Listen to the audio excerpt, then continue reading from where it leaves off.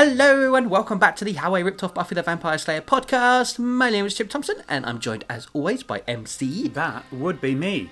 That was a different cadence. Okay. And welcome to episode tweet. Episode tweet. Because we're all down with social media because we're cool. Oh, that's a good fucking start, isn't it? Welcome to episode 21 of season 1 of Chip. American Job, part 1. What happened last time, MC?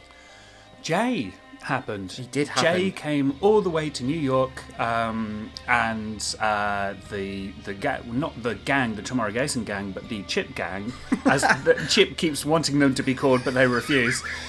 They attempted to help Jay find a MacGuffin. Yeah, they tried. But in the end, it made zero difference. Nothing in that episode made any difference to anything whatsoever. But Jay basically came to New York to find a MacGuffin. He found the MacGuffin from a guy who definitely wasn't suspicious. And that suspicious guy, MC, was none other than Grant Maloney, the person they suspect of being the perpetrator of the New York bombs from a few weeks ago. Yes, indeed. Who we were like, oh, maybe he's just an antique shop owner. But oh no, he has the ability to put a curse on an unbreakable, powerful amulet, apparently. Yeah.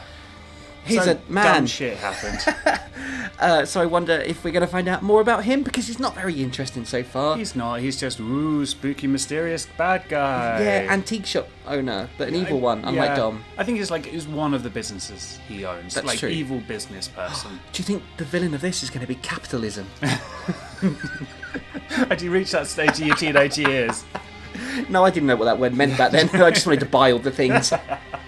And I don't think last week we said what the episode was called, so this one is called American Job, a play on the Italian Job. Is Chip and Ridley going to steal things in Mini Coopers? Oh, I hope so. Me too, because then we can have the best and get a copyright strike. Yay! Well, let's get into it as we go into it. It's American Job. American Job, part 1. Previously on Chip. Wait! Chip yelled, grabbing hold of Kat's arm. Let go! Kat struggled. Chip spun her around so she was facing him. The two looked at each other for a couple of seconds before leaning in to kiss one another. I want to help people. Kat looked down at her feet. Then, how do you mean, Kat? Because I never know what the hell you're thinking. I mean, like... Kat said, still standing. I've seen what you do. Kill things. I used to do that for fun. But you, it's almost your life. I never understood until that deal with that big blue demon when you told us everything. It's a bit much to take in. Try living it. Chip sat back in the chair. But you still do it, every day, for no reward or benefit to yourself. You fought with friends, killed people, and been to all these weird and strange places. I guess I feel I can relate. Because it doesn't matter what I say or do now. You're either gonna kill me or turn me in for the bombs. Either way, it's not going to stop him. I'd even say... 3 bullets suddenly tore into Tarek's chest and 1 in his skull as Chip dropped his body. He turned round and saw Detective Jack Bentley standing in the doorway, holding his smoking .44 Magnum. What the hell are you doing, you maniac? Chip wanted to know. Protecting my city, son. And that was me thinking I had a newfound respect for Bentley. Ridley said, I've got a whole new level of contempt for the guy. Chip replied, thrown in with a dabble of suspicion. I had never heard of this Grant Maloney before. Me either. Chip said to Ridley. Maybe you don't wanna. Kat added strangely. The ninja stepped out of the shadows and leant across the detective's desk. I need information. Chip said menacingly. About a man named Grant Maloney. Well done, Marie. A man's voice said from behind the curtain. You did well tonight. He was an average-sized man, wearing a not very expensive suit. His hair was combed over with a slight hint of hair gel. His age wasn't obvious, although he was a young-looking male in his late 30s who still retained some boyish good looks despite being rather plain-looking. Grant Maloney smiled as he leant back on the counter. Kat had never owned a bank card before, nor ever had a bank account. Come to think of it, she'd never really had any money she could call her own. Yet, she knew the PIN number to this bank card, despite the fact her name wasn't on it. Something flashed in her mind, like an old memory trying to break through, but she shook her hide. What? She's got like an animal hide over her shoulders because it's cold.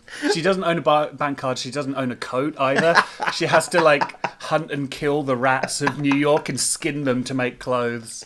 So why is she shaking it then? Because it's infested with fleas. Something flashed in her mind like an old memory trying to break through, but she shook her hide. I'm guessing I meant head. Probably. Yeah. Wiping the thought from her mind. Is this a hint that she's like lost her memory at some point? Maybe, yeah. Something flashed in her mind like an old memory, yeah. Trying to break through, but she's sort of pushing it aside. Because it's too painful. Oh my god. Because we've had Kit. Oh my god, what is wrong with me today? Kat. We've had Kat. Kind of drop hints that she kind of knows Grant Maloney. Yeah. And has tried to stop Chip from kind of, or even saying the name. Yeah. So is like that... Voldemort. Yes, exactly. Grant Maloney is Voldemort. But less transphobic. But so do we think that that is another painful memory that Kat tried to shake from her hide? Bank cards. Also, she's stolen a bank card. I don't know. She doesn't have a bank account. The card doesn't have her name on it. I wondered if maybe somebody else opened an account for her, like Chip or Ridley or whatever. Or someone else. Ooh. She made a bank card out of rat hides. It was a look you gave me when I suggested that. You were like, what the fuck are you talking about? I meant like Grant Maloney. Okay, sure. Him too. Your enthusiasm is coming through in bounds, MC, as per usual. Must be Christmas soon, you're clearly so happy. One thing she certainly didn't like about banks in general was the Q's. But spelt wrong, very badly. Missing an entire U and E in there. And an apostrophe in there. Because why not? In general, was the Q's. She'd already been queuing, spelled entirely different now. Wow, you got two different misspellings of Q. But that is, sort of looks like it's a snooker cue. Is that what she's holding the rat hide on? Is a Q. Snooky Q. So I've got Q spelled Q-U-E'-S and then C-U-I-N-G. I think what I was doing there, I didn't know how to spell the word clearly, but I just threw out a couple of spellings thinking one of them will be alright at some point, right? She'd already been queuing for 15 minutes now, and there was still another half a dozen people in front of her. Curiously was getting the better of her. Well, you know what they say, curiously killed the cat. How much was in this account? And why did she have this bank card? So it was all mysterious and stuff. Curiously was getting the better of her. How much was in this account? And why did she have this bank card? The mundane feel of the bank suddenly got a lot more exciting as three men entered the bank, all wearing dark clothing accompanied by dark balaclavas. They each held an M16 machine gun, and one of them fired into the air, causing everyone in the bank, except for Kat, to scream loudly and hit the ground. She's too busy pondering the bank card, I guess. She's got a pool cue, she's alright. The shutters started to come down over the bank's counter to stop the thieves from getting to the money. One of the men threw, spelled incorrectly, a bomb and a flash went out. It disabled everything within the bank. Even Bank the robbers people. with like EMPs, I guess. Yeah, these are some sophisticated I bank know. robbers. Yeah. Do you think I'd just seen Ocean's 11 at this point or something? Yeah, that would explain it. The lights went off, the shutters retracted, and the emergency alarm wasn't working. I like when the power's cut. The shutters open up again. The bank door, the bank vault unlocks. There's a big neon sign powered by a generator that says, "Money here!" The building was sunk into darkness despite it still being light outside. Do they What, not- is there no windows? I know, right? Wait, what? Oh, maybe the power knocked out all the windows That's as well. it, yeah. So the shutters over the bank vault and everything went up. Yeah. The shutters on the windows went down. Yeah, to make it easier for people to rob the place.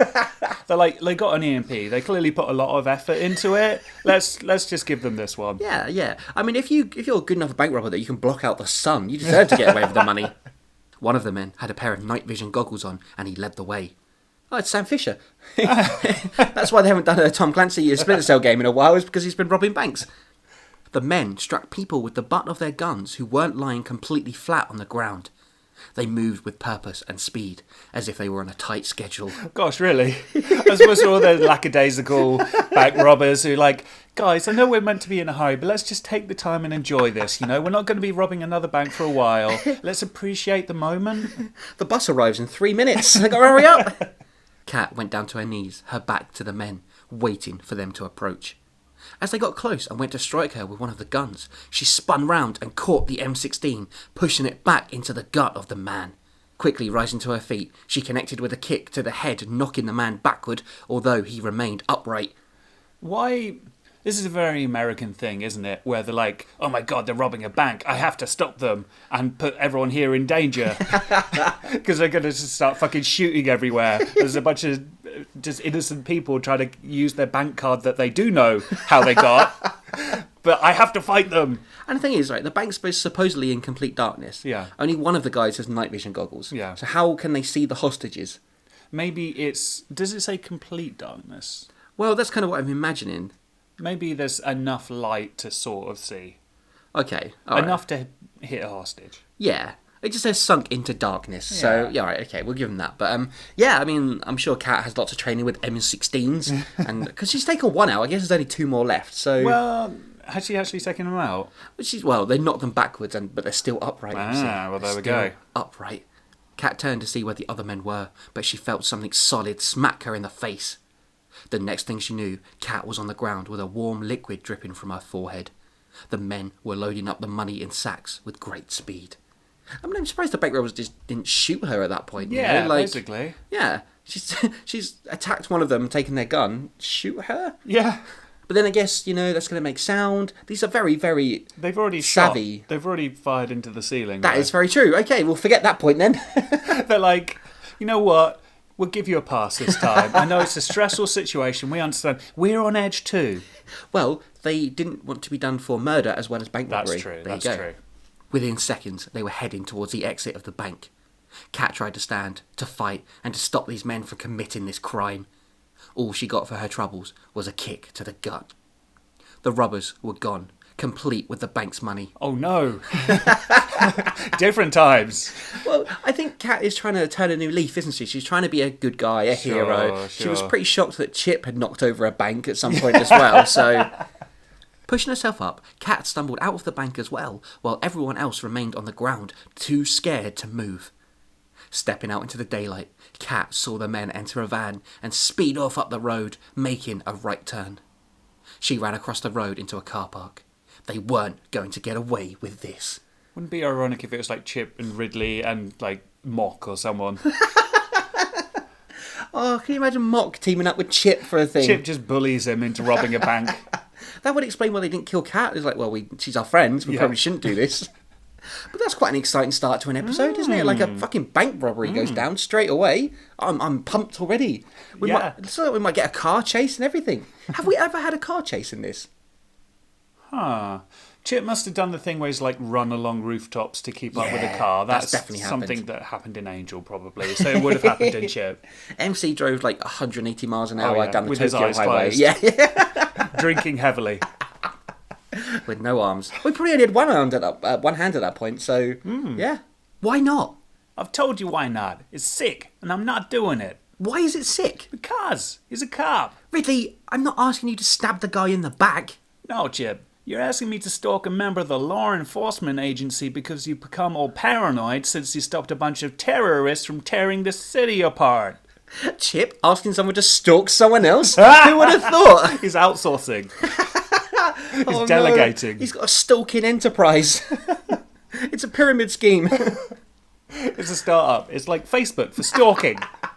It is Facebook, to be fair. Yeah, true. They weren't terrorists. I've explained that to you 1,000 bloody times. They're freedom fighters. Chip and Ridley had been arguing in Chip's apartment for the best part of 10 minutes.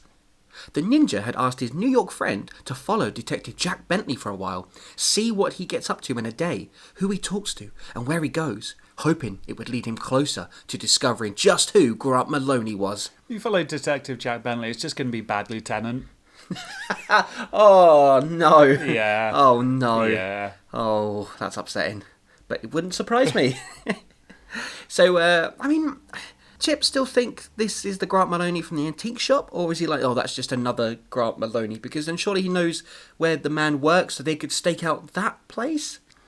Yeah, but I'm guessing he probably doesn't get up to many crimes with an True. antique shop. I think it's one of his many businesses and interests. So whereas the known corrupt cop who killed someone to stop them from telling Chip about Grant Yeah. Maloney as a better lead. Oh, that's well done. You're so good at that. It's because this is so well written and intricate. It's a tapestry. Chip and Ridley had been arguing in Chip's apartment for the best part of 10 minutes. The ninja had asked his New York friend to follow Detective Jack Bentley for a while, see what he gets up to in a day, who he talks to, and where he goes, hoping it would lead him closer to discovering just who Grant Maloney was. But Ridley, although not a strict abider of the law, was still not coming around to Chip's thinking. Then what would you call them, Chip? Because Yankees cheerleaders they weren't. I mean, the New York Yankees are a baseball team, right?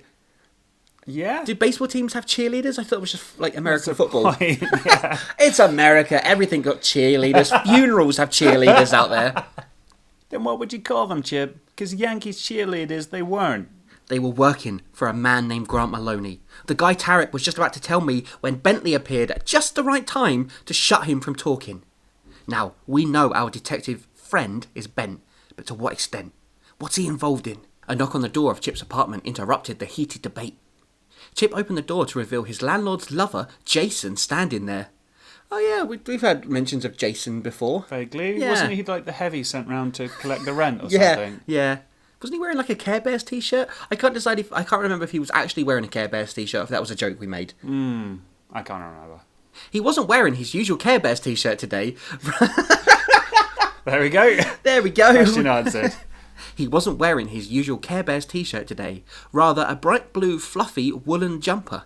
Maybe he's got a Care Bears t-shirt underneath. Yeah, probably. Yeah, it's all he wears. And there's no central heating in that apartment, as has been mentioned many times. Hi there. Jason said, Sorry to interrupt your little war of words in there, but I was just wanted to invite you to a party that's happening in our apartment next week. It's my birthday, and I just felt like celebrating. I know you've just done that voice randomly because that's how we do voices. Yeah. But it really Works. fits with that It sentence, works, doesn't it? yeah. Why is he inviting Chip to his birthday party? What? Chip just stared at Jason for a moment. Okay, he finally said, I'll try and make it. Super. Jason smiled and left. Ridley, despite his previous infuriation, held back a laugh. Chip looked at him. What's so funny? Nothing at all, bud. Just that the last time you saw that guy, he gave you a whack on the nose. Now you're best friends? Something I should know about you, Chip? Oh, here it comes. Oh no. Let's just have some casual homophobia, MC, shall we? Hey. Brilliant. Easy there, Cupid. He's just a little more approachable now we can afford to pay the rent. The money you stole to pay off Dark Blue for me. Ridley realising he might well owe the ninja a favour. Yeah, Chip nodded. I think it's going to last me a while. Don't feel great about using it, but how else am I going to make money? Alright, bud. I'll do this little assignment for you, following Bentley and all. I did have an honest day's work ahead of me today, but I guess you can compensate me for that. So Ridley, realising that Chip did a crime for him, is now going to go and do a crime. That's how it works. Crime pro quo? Sure, yeah, why not? Sure. How is the working life treating you? You know, boring, less dangerous than my previous occupation, but I'll get by.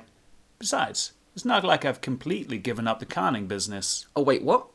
Has he not? I thought he'd gone completely straight. I've turned over a new leaf. Now I only con old ladies.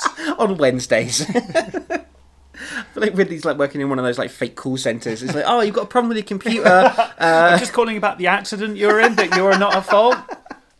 Chip walked into his bedroom and pulled out a big suitcase from underneath his bed. He opened it up to reveal it was full of used green dollar bills. Perfect hiding place. Grabbing a handful and counting out a lump sum, Chip tucked the suitcase back into its hiding place and gave the money to Ridley. That's a generous term, hiding place. Under the bed. I like to think how he pulled out like 5 $1 bills or something. It's like, there you go, sweetheart. Look after yourself.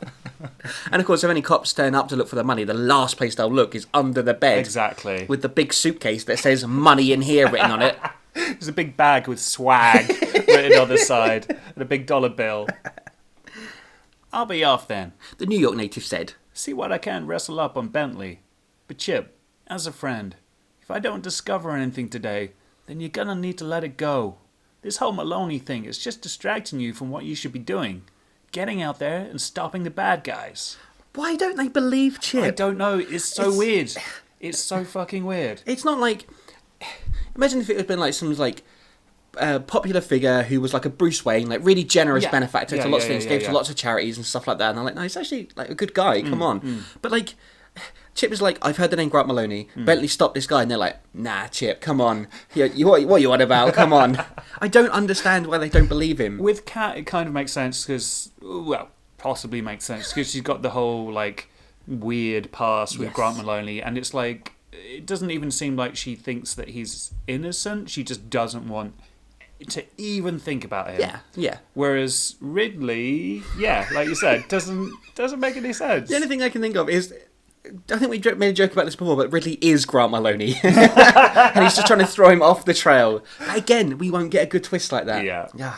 Before Chip had a chance to reply, there was a screeching of tyres, a slam of brakes, and a honking of a horn outside his apartment's window. Chip opened up the window of his second-floor place and looked outside. Downstairs, Kat got out of a silver convertible car that looked like it could get you to the moon faster than a rocket and called out to Chip. I like how Kat is like, my God, I got to get those criminals. Time to steal a car. You won't get away with this, you criminal. She's running over like a baby. That's the bank's money, you bastards. Didn't MC steal a car recently as well? Like Probably. to chase Melvin down to fucking Ipswich or Birmingham, wherever he was going. Get in! There's something I need your help with. What happened to you? Chip could see blood on Kat's forehead, even from up high. Just come down and get in the car. I'll explain it all on the way. Chip closed the window and grabbed his long, dark coat from its resting place. Was it in like a coffin or something? Just propped up, hanging upside down. Guess I'm going out to stop the bad guys. The ninja said to Ridley as he went to exit the building. Let me know what you find on Bentley. If anything at all. Ridley watched Chip leave and sighed to himself. How comes I gotta go follow a cop while he gets to scream around town in a hot rod with a babe? Oh, wow. That's a dated sentence, isn't it? Oh, my God. I never spoke like that as well. Even as, like, a troubled, misguided teenager with all these, like, wrong opinions and views on the world. Like, I never spoke like that. I was just like, how does scream, a cool New York brown, guy sound? Hot rod, babe, baseball cheerleaders. Jumping opened the door to the sporty car and got into the passenger side. What? Wow, that's a bad sentence. It's like not even... You know when you're just shitting out a first draft and there's loads of typos? That's not even that level. It's like you went out of your way to make a dumb sentence. It's like an alien who doesn't know language. It's like an algorithm-written sentence. Yeah, but a bad one from like 93. Jumping opened the door to the sporty car and got into the passenger side. Maybe I should drive, he said. Kat gave him a look a feminist would give an extreme sexist. I mean, that's just literal. That's... Yeah, this is literally That what's makes happening, sense, right? yeah. Although, considering I wrote Kat as a 17-year-old, I don't think she could be classed as a feminist. That's true. Yeah. Kat gave him a look a feminist would give an extreme sexist, then slammed her feet down on the acceleration pedal and turned the steering wheel sharply, spinning the car around. I hadn't learned to drive at this point, I don't know if you can tell. Chip flew forwards, smacking into the windscreen. Just as quickly, Kat pushed the brake pedals, and Chip, multiple brake pedals. I love how you're spelling pedals and brake, because they're both wrong. Brake is in, like, glass breaking, and pedals is in, like, selling, I guess? Pedaling? Brake pedals. It's so innocent. There's something like a 5-year-old would write. Yep, and I was older than that when I wrote this. Just as quickly, Kat pushed the brake pedals and Chip flew back into his seat, grabbing onto his seatbelt for dear life, just about putting it on as Kat once again floored it and sped off, making several quick turns before Chip could ask. My God, that is... I'm out of breath reading that. Like, it's just so much It's happening. so exciting. What is this all about? Bank heist just went down. Saw them leaving a van, and we're going to track them down. And where did you pick up this sporty number from? Car park across from the street. I believe they don't call them car parks in America either, so that was weird to say in that accent. Great. So we're chasing bank thieves in a stolen car. You didn't really think this one through, did you, Cat? Shut up, was Cat's reply. Well, at least I made a joke about it in the text. Yeah. But it's still dumb. Yeah. It's still not good or funny. Yeah. It's still stupid. Yeah. And I hate it. And I just Yeah. want this all to end, finally. They continued to speed through the streets of New York, skidding around corners until they pulled out onto a long stretch of road just past Times Square. I love your New York geography there. I'm sure it's like, when MC was driving through London, it's like, well, there's mysteriously no traffic and you can just do 40 miles an hour and easily. That's fine. There's no cars around. There they are! Cat pointed out at the black van to Chip and started to speed up. The set of lights the red convertible was approaching turned red, but Cat flew past them, narrowly missing an SUV. All Chip could do was look at Cat as she continued to fly down the road. Minor point, but wasn't it a silver car? Yeah. Cool. Yep. They're going so fast it's turned colours. They went past that red light so quick they stole the colour from it. Slow down, he said. No way, we'll lose them. No, we won't. But if you keep up at this speed, you're either going to kill us or the very nice people of New York. Also, if that van sees us coming after it like a rocket, they're going to do everything in their power to get away from us. And we want to stop them. Oh yeah, and this is a bloody stolen vehicle, Chip yelled. For the first time ever, Chip is the voice of reason. This is a brave new world. I feel uncertain, confused, a little bit scared. Why are you crying? Are you okay? I'm not used to this. Don't worry, I'm sure it won't last long. Cat didn't say a word. She slowed down, pushing the car to the speed limit, but keeping in touch with the van. There was silence between the two. So I don't understand how Cat has managed to go from the bank, steal a car while the bank robbers are driving off, swing by, pick Chip up, then do the whole thing where like, I'm going to speed off now, I'm going to brake, okay, we're going now, and then just magically find the van again. Yes. The only two explanations are either the van just happened to, the getaway route kind of took them past Chip's, Oh, so she was like, oh, I could pick Chip up along the way. or the van is just going at like 5 miles an hour. Well, maybe It's they don't want to draw laden with attention. so much money. It's a milk float. The getaway vehicle is a milk float. Did they dress up as milkmen as they went inside? Oh, I want there to be a gang of bank robbers dressed up like milkmen. They didn't have M16, it was just milk bottles. Putting on a fedora hat that matched his grey raincoat, Detective Jack Bentley left his office and the station by foot. Usually he'd take his car or get a squad vehicle to take him to his destination, but he had a few rounds to make today and thought it'd be best he didn't draw attention to himself. He walked down the street and turned a corner, blissfully unaware that several feet behind him, wearing a baseball cap and dark glasses, was Ridley. So the couple things I really like there. One is that he doesn't want to draw attention to himself. The man in a grey raincoat and a fedora. He's a cop from the 40s.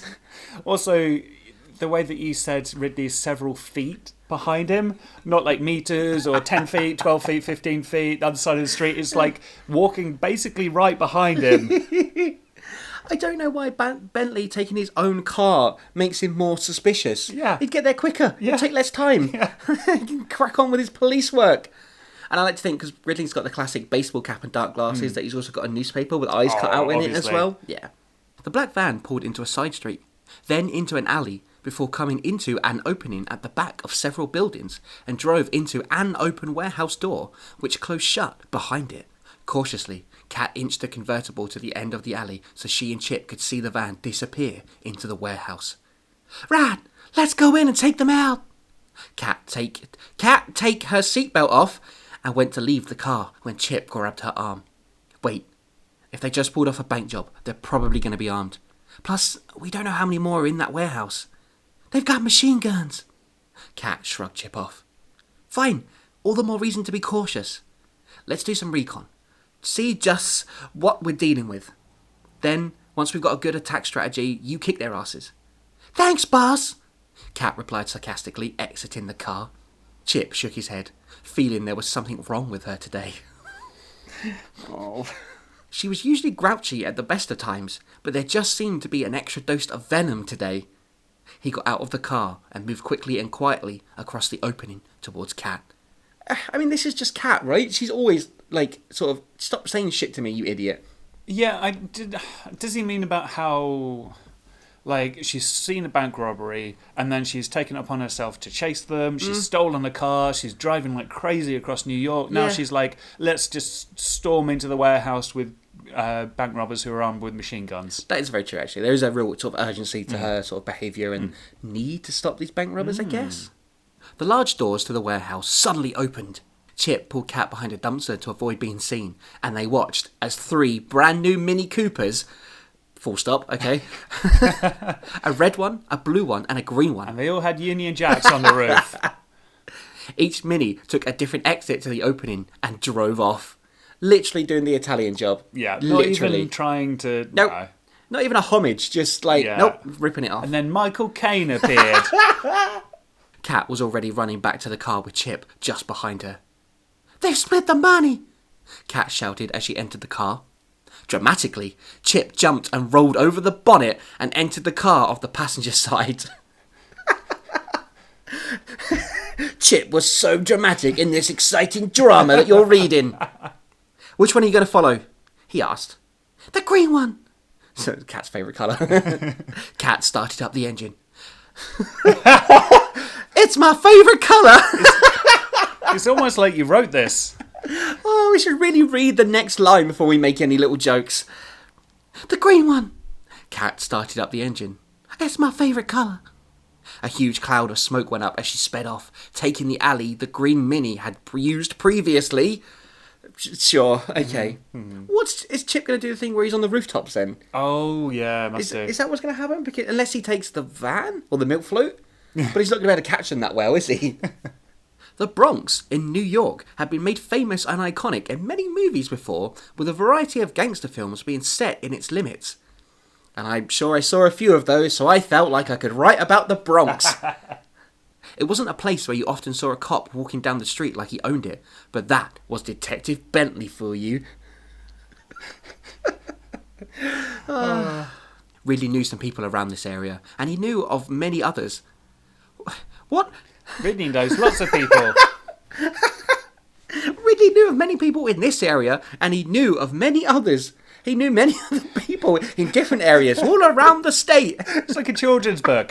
Why don't we go through Ridley's friends? There's Chip, there's Cat, there's John. I felt like I was writing this whilst watching something, and I was just like half distracted. That would make a lot of sense. It was a breeding ground for mafia types. Sicilians who ran family businesses of drug smuggling, protection rackets, and murder. How many murders would you like today? See, I know everything about the Bronx. All the known crimes. But the known crimes in America are different to what they are in Japan? Is it going to be Jay's dad looking around? Again, this is set in like the 50s though, isn't it? Like, this is what's happening. The mayor of No. Oh, sorry. The major of... The major of New York. It's a military rank. Just let me finish the sentence.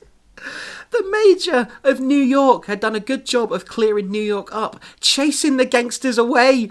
Literally some sergeant major running with a big stick going, "Get out, you Sicilian stereotypes." And they're like, meh. I'll get you, see? Oh dear. Must have been the major that opened up all those Costa coffee shops. Really, all had been done was to force the mafia back to the Bronx, which made more competition, which made several families all struggling for control of the area, and then to branch out into New York once again. Woof. Jesus fucking Christ. I just forgotten what a sentence was, I think. Okay, so the Bronx in this 1950s fake America where we are right now, where the Yeah. major of New York had chased them all to. So I guess this is like a turf war that's happening in this area then? They're all trying to vie for control? I guess that's what you're getting at. Okay, Yeah, good. yeah. Ridley knew this was a dangerous place to be right now, and he made sure to keep himself to himself as he followed Bentley. There was also a chance Ridley had a few enemies, old card players in this area. This made him even more nervous. He's alright, he's incognito though, he's got his baseball cap on, his dark Exactly. glasses. How will they recognise him? Yeah, they're not going to And know he's at all. a whole several feet behind Bentley. He'll never spot him. He followed Bentley to a restaurant, an Italian one, of course. Jesus. Bentley stood outside and waited. Ridley observed from across the street hiding in a phone booth. A few minutes later, a huge Sicilian man wearing a blue shirt over a white vest which showed his massive gut came out of the restaurant with a white packet and gave it to Bentley. The detective immediately started to open the package, much to the dismay of the gangster. But Ridley just waved him off and started to count the money inside. You were right about one thing, Chip. Ridley said to himself. Taking bribes from the mafia ain't it exactly something that makes you a hero cop? Bentley tucked the money away, turned and headed out of the Bronx. Ridley not far behind.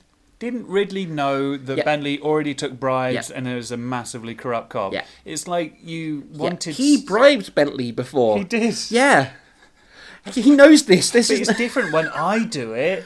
It's just like when Bentley, supposedly stopped those terrorists and saved New York. He put like a spell out on everyone to make them believe he was a hero cop. I think it's literally that you had a different idea about... You wanted to change the storyline, basically, the perception of Bentley, but you didn't want to go back and change anything, so you just sort of retroactively changed it. Yeah. I get, the general public thinking he was a hero cop because they don't know anything about what's going on. But Ridley has literally bribed this man for money and, knew about him before Chip even turned up. So, what? Is it like how I forgot the car was silver and not red, and I've just forgotten this massive plot Good cop, point? bad cop. Oh, I can't remember. Oh, go with good cop. The green Mini Cooper hadn't been driving like it had just come from a bank raid.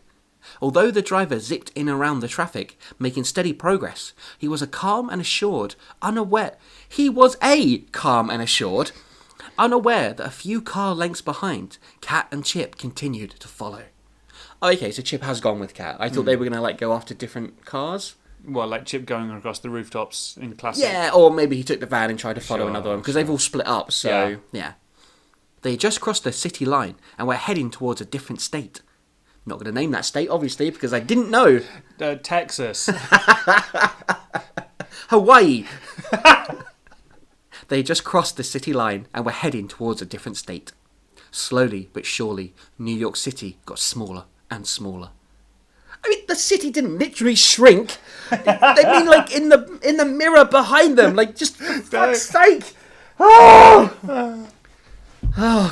Can we just call it quits here? Can we just end it now? I think it'd be best for your mental God health. damn it. Where do you think they're headed? Chip asked. Who knows? Cat replied. Could be going to Mexico, or maybe to deliver the money to whoever put them up to the job. Or maybe to a meet. Yeah, like a meet. Yeah, okay. Alright, I'll forgive myself for that one. Makes you think about our luck. Here we are, skilled fighters who should be out looking for trouble, yet so often it seems to find us. What are the odds that you'd walk past a bank and see a robbery? I wasn't walking past, I was inside. Oh, right, you didn't say that. Chip thought for a moment. Why were you in a bank? He asked, puzzled. Is it that strange? I know Kat is all mysterious with a mysterious past and she's all blah, blah, mysterious, but she was in a bank. It's the most mundane thing you can do. I was in a supermarket. Why were you in a supermarket? I know she lives in an abandoned, condemned building that has no doors or windows and is just on fire all the time, but it's not that unheard of that she could be in a bank. Maybe she got lost. Maybe she was looking for another, whore den to work in or something, and there was a bank all along. I don't know what kind of banks you've been going to. And you're like, is this a whore den? No, it's a bank. Oh, for fuck's sake. Oh, right. You didn't say that. Chip thought for a moment. Why were you in a bank? He asked, puzzled. I got a bank card. Cat turned the car off the road and onto a freeway, keeping her eyes straight ahead. Wanted to see how much was on it. You had a bank card? What's so strange about that? And stop looking at me that way. It's just... Chip looked away, realising he was still staring. You're an enigma, Cat. You really are. We know nothing about you, where you come from, what you do.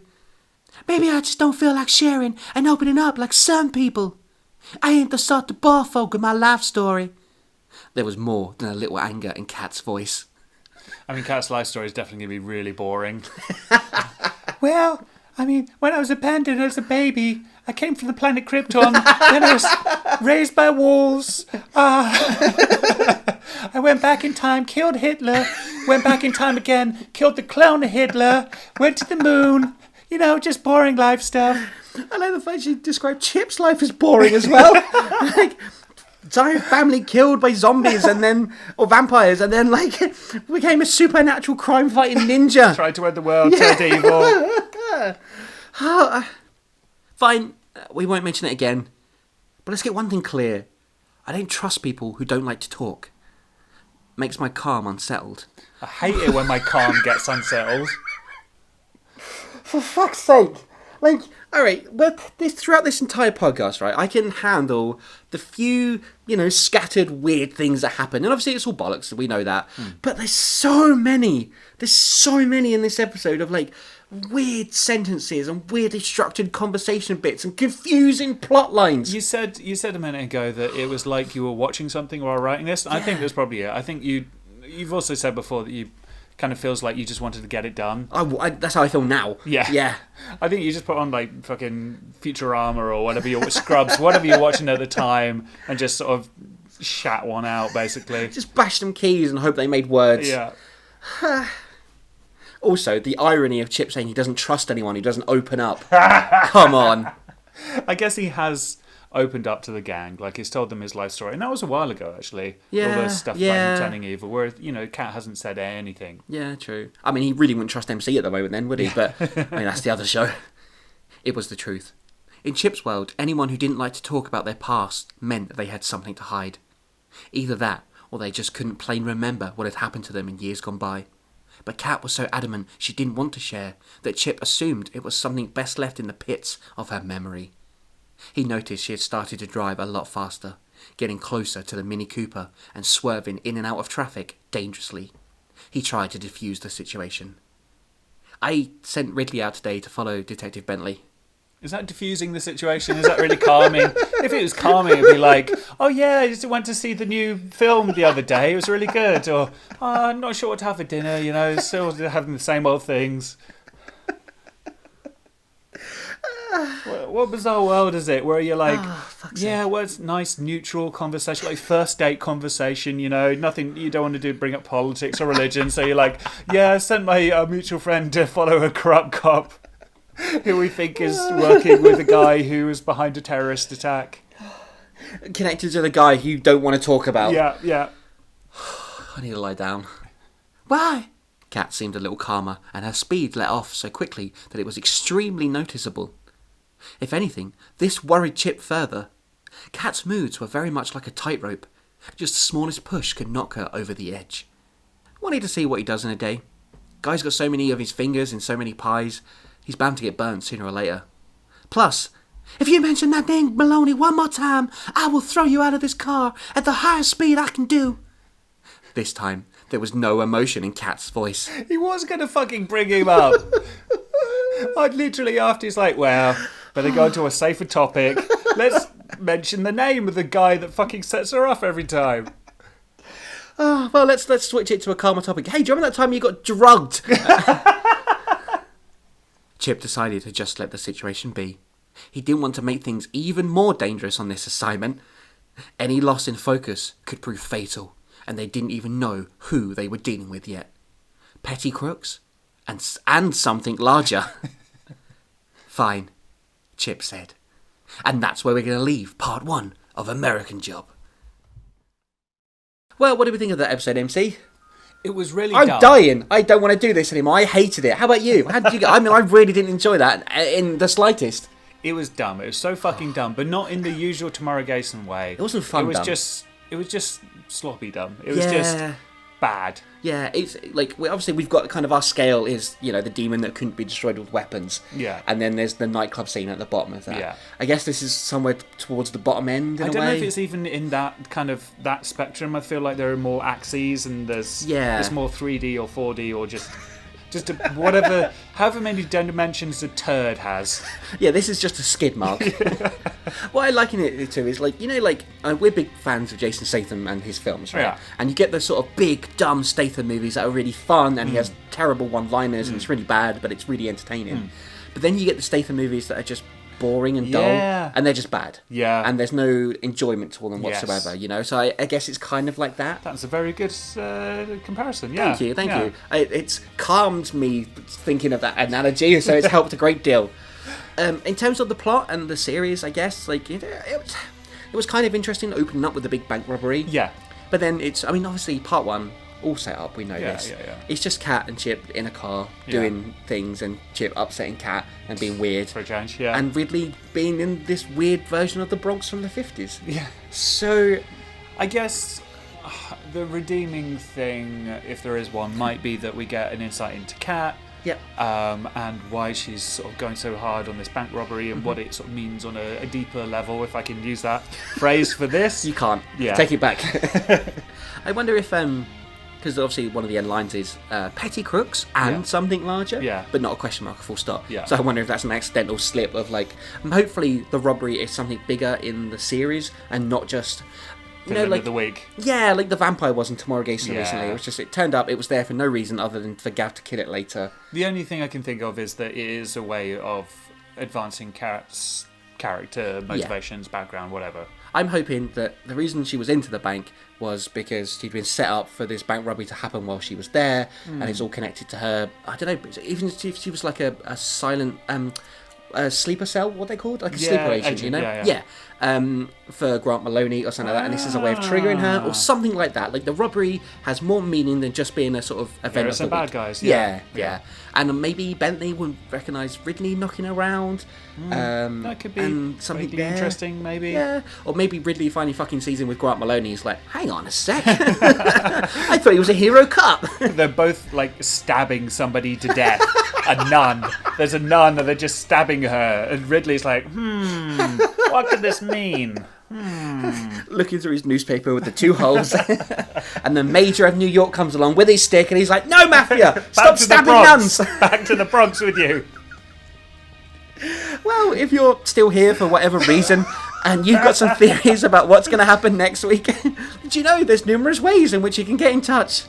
You can find us on Facebook. We're at facebook.com/HowIRippedOffPodcast. And we are on Twitter at How I Ripped Off. And you can find our entire back catalogue on SoundCloud, Stitcher Radio, iTunes, and YouTube, and Spotify. Ooh. We've been doing this podcast for years, and I've only just put it on Spotify, so I can't even say it. That's why it wasn't uploaded, because I didn't know what it was. But yeah, the podcast is on Spotify now. Hey. Yay, that's exciting. Hopefully that will bring this to a new audience. We'll inflict it on some more people.